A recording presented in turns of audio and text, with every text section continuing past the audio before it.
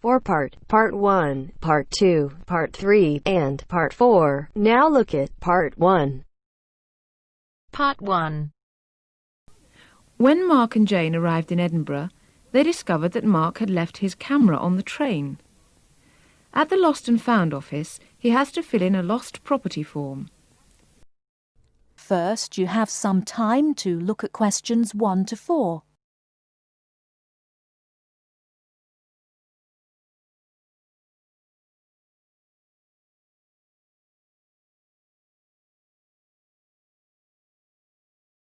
Now we shall begin. You should answer the questions as you listen, because you will not hear the recording a second time. Listen carefully and answer questions 1 to 4. Good evening, sir. Can I help you? Yeah, I think I left my camera on the train from London early today. Did you, sir? Oh, well. In that case, we'd better fill in a lost property form. Can you tell me your name? Yeah, it's Mark Adams. Okay. Your address? You mean in Britain or in the States? How long are you staying? Oh, I've still got a few months in Britain. Okay, then. Can you give me your address here? Right. It's 21 Thames Drive, Leigh-on-Sea. That's Leigh on Sea, Essex.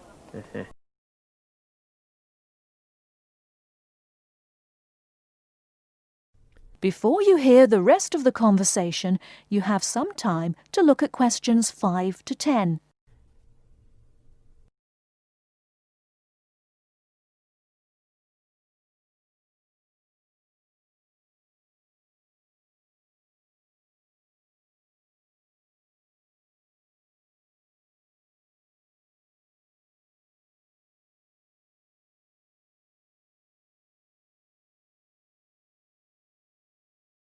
Now listen and answer questions 5 to 10. Do you want the phone number? Yes, I'd better have that. Okay, 0702 35211. Thanks. And you say it was a camera. What make and model? It's a Ricoh. Ricoh. How do you spell that? Ricoh. Okay, got that. Now, you say it was the London train. What time did it arrive in Edinburgh? At 4:55 this afternoon. Exactly on time. Well then, if we find it, sir, shall we phone you? No, I think I'll drop in the day after tomorrow to check up. Right you are, sir. We'll do our best.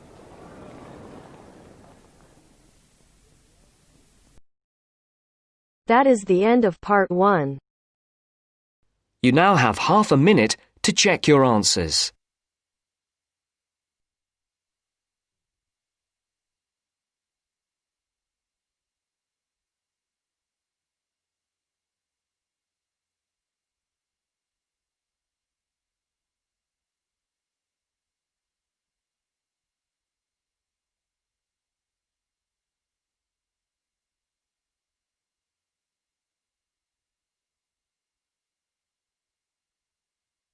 Now turns to Part 2. Part 2. You will hear a flight attendant talking to passengers on an airplane. First, you will have time to look at questions 11 to 15.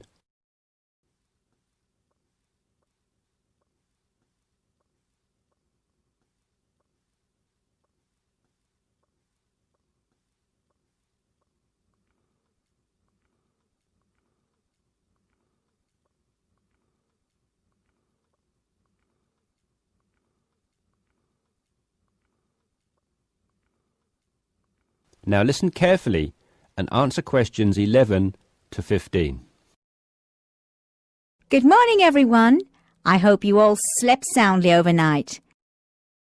I'm pleased to confirm that our flight is running on schedule and we expect to arrive in Christchurch at 8 a.m. local time. That's about 50 minutes from now. I've been advised by our pilot to warn you that there may be some turbulence on our descent. So please remain seated and have your seatbelt on at all times. As you may have heard, A fairly severe tropical depression is headed for New Zealand and in fact is reaching the west coast of the South Island as we speak. Thankfully, we are landing on the east coast, where the weather is still relatively good. Wind speeds are steady at around 15 miles per hour and the sky is generally overcast, though the sun may creep out from time to time as the morning progresses. That said, when the storm reaches this afternoon, conditions will deteriorate rather quickly. Please exercise extreme caution if you're travelling anywhere on the island today. As I said, the storm has already made landfall on the west-northwest coast, and we're getting reports of high seas and very strong winds of around 75 miles per hour, with gusts up to 110 in Collingwood. Heavy and thundery rainfall is also being reported there. The Southern Alps are experiencing severe blizzard conditions, and there is a virtual whiteout on the roads. There are accumulations of up to 3 foot of snow already, so please, under no circumstances, be tempted to take the mountain road from Christchurch to Bluff. Use the coastal route for the entire journey if you must go down south. Over in the west, in Hokitika, and the southwest, in Milford, conditions are bad with heavy rain, high winds, and high seas. In fact, several tornadoes were reported in Hokitika and also in Lewis, which is slightly further inland. Also inland, on the northern edge of the Southern Alps, Arthur's Pass should be avoided at all costs. Roads are closed due to the heavy snowfall. Kaikoura has reported wind speeds of 45 miles per hour, with occasional gusts a bit stronger, but so far it has escaped the heavy rain. At present, it is windy and cloudy there. Before you hear the rest of the discussion, you have some time to look at questions 16 to 20.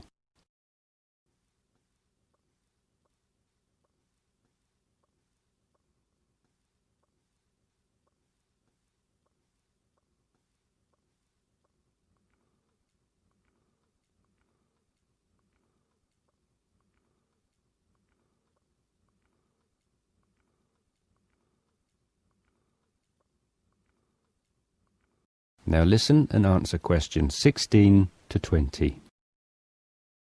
Hello again, ladies and gentlemen. We should be landing in approximately 10 minutes' time. Just an update for you on the weather conditions in and around Christchurch. We expect the storm to reach us by approximately 1 p.m. Town officials are closing all roads out of town as conditions are simply going to be too dangerous, with the risk of falling trees and flying debris too high. Roads will have officially been closed for 30 minutes by the time we land at 8 a.m. Passengers whose travel plans did not entail an overnight stay in Christchurch, we would like to extend our apologies to you on behalf of the Christchurch Town Council for the inconvenience caused.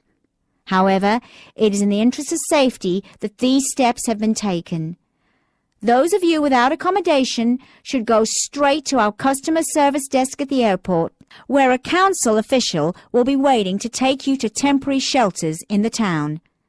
Those of you who are staying in Christchurch should go to your hotel and follow the instructions of staff there.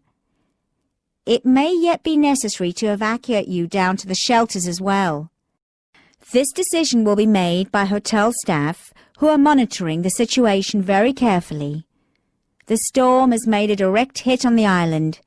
The storm eye is expected to arrive in Christchurch at about 4 p.m., after which a brief period of calm will be experienced.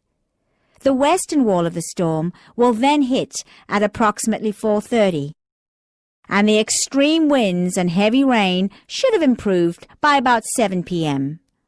All roads will be reopened from 9 p.m. onwards. However, we're advising people to refrain from driving unless absolutely necessary, as conditions will be extremely hazardous with a risk of flooding everywhere. Flash flooding is a real danger for the valley towns of the south in particular, as mountain rivers and tributaries have already swelled to record levels. High winds have already caused massive power cuts in West Coast towns, and a string of major tornadoes have caused havoc across the Midlands. If at all possible, stay in Christchurch until tomorrow morning, when the clean-up will begin. And, above all, stay safe. That is the end of part 2. You now have half a minute to check your answers.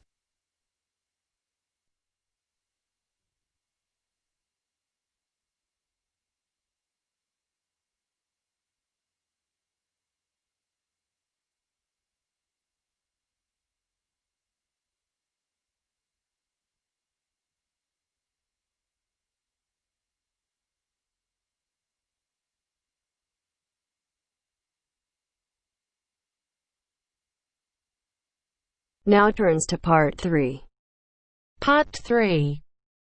Now turns to part 3. Part 3. You will hear some students talking about an arts assignment. First, you have some time to look at questions 21 to 25.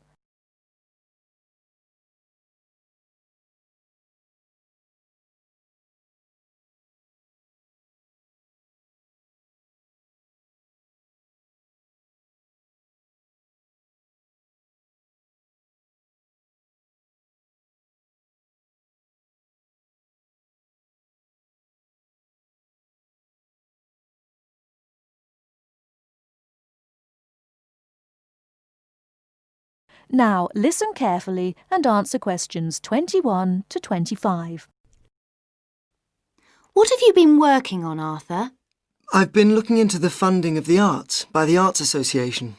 Oh, Mr. Simpson gave you that topic, did he? Yes, it's not too difficult. At least all the facts and figures are easy to find, or I think they will be. I've done a lot of useful stuff already.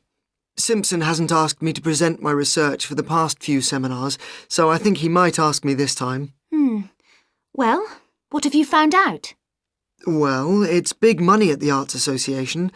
£330 million from the government and £118 million from the lottery. Let me see, I've got my notes here. Now, the Arts Association mission statement tells us that it exists to develop, sustain and promote the arts. So that's clear. But then we need to know exactly how it can do this. However, before we get to that, there are certain issues which the association must take into account. What are those issues? They are, first, access. This is the idea that the arts mustn't be just for the few. Not just Italian opera, but pop concerts too. Something like that. Other issues are education, cultural diversity, social regeneration and social inclusion. All these are different ways of saying that the arts are for everyone. All right, but what does it actually do? It does what it wants, I think. The government does not interfere in its activities, but demands that it gets value for money for its funds. But there must be certain programmes that it carries out. Oh, yes. There is the touring programme, which is what it says. That is, a programme to support... Give money to? Yes, that's right. To support touring companies, for example, dance companies, orchestras and so on. There is also the recovery programme. What on earth is that? It's a financial programme to give extra money to organisations which are financially in a bad way, or which might have financial difficulties in the future. Like it says, it's for their recovery. It all seems very complicated. It is. Before you hear the rest of the talk, you have some time to look at questions 26 to 30.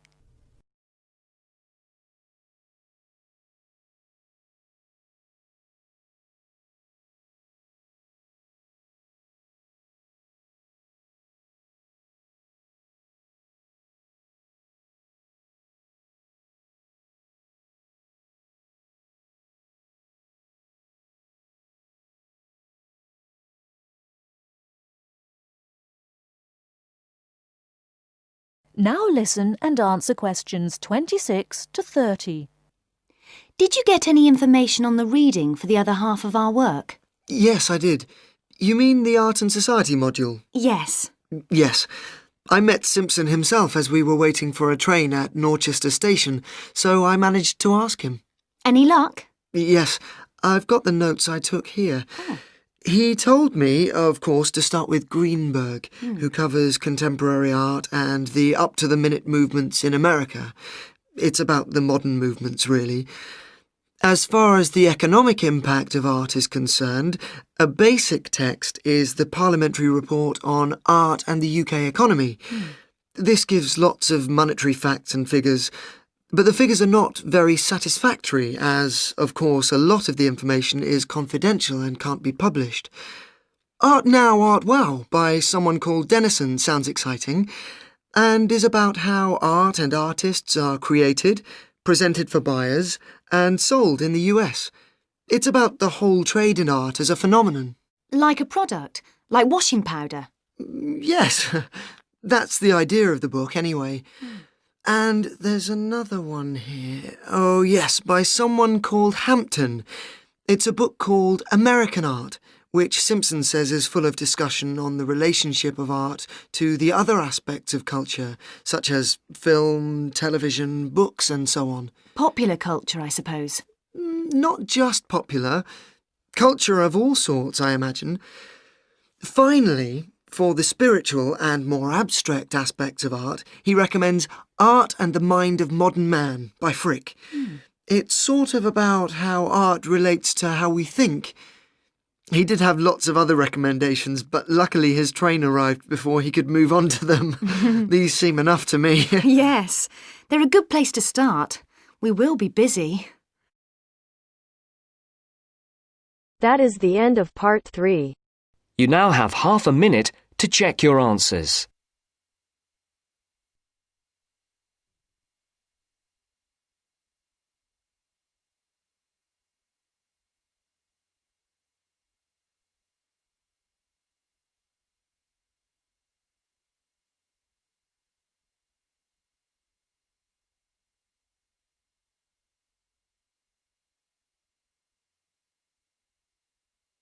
Now Part turns to 4. part 4.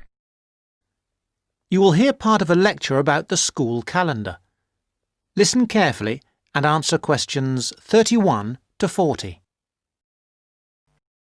First, you have some time to look at questions 31 to 40.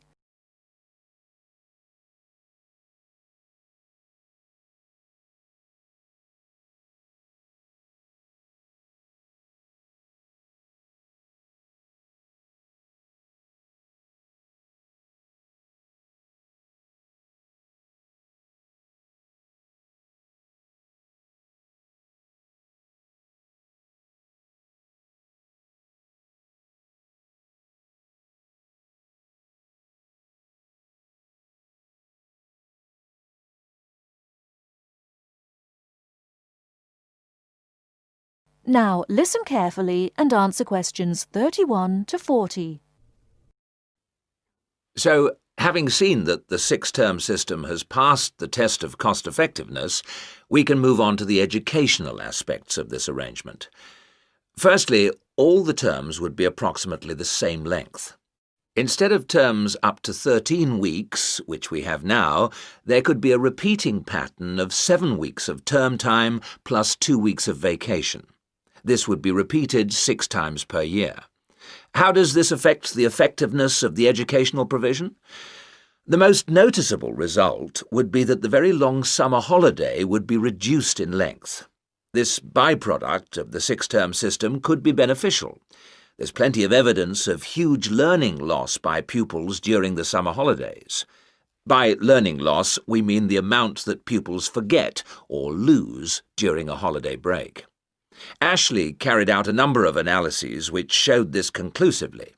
He investigated 39 studies examining the effects of summer holidays on standardized test scores. His analyses indicated that summer learning loss equaled 2 weeks to 7 weeks of instruction. On average, children's test scores were 3 weeks lower than when they left school in the previous term. He also found differences in the learning loss effect according to subject.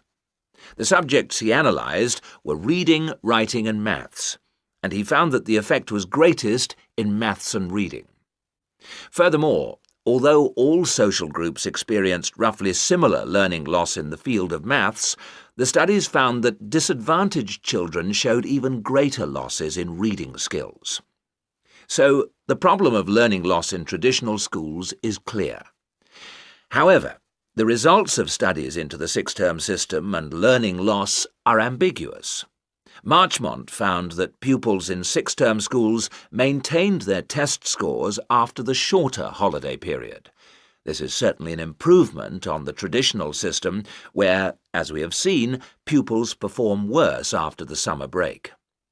Benson, however, found no differences between those in traditional schools and on the six-term schedule. It would seem reasonable that if long holidays result in learning loss, then shorter holidays should result in less learning loss. So we await the outcome of further studies. Historically, of course, everyone knows the reason for our system of 3 terms per year. In days when agriculture was of much greater importance in our working lives, it was essential that the children helped with the harvest.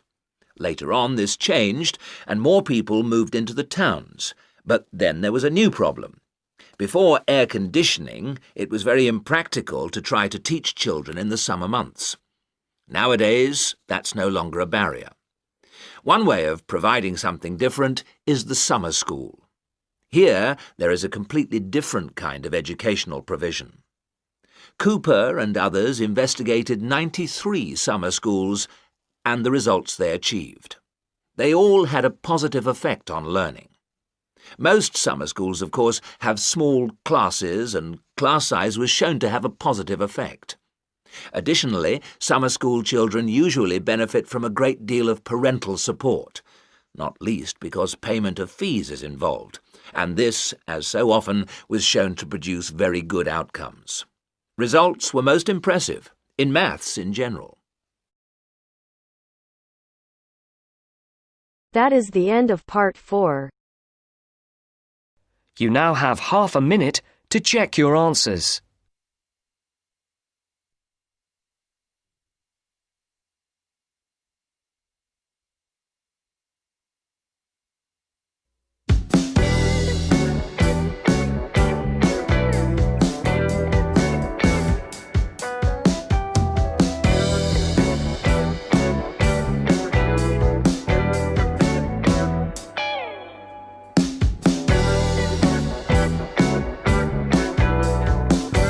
That is the end of the test. You now have 10 minutes to transfer your answers to your IELTS listening answer sheet.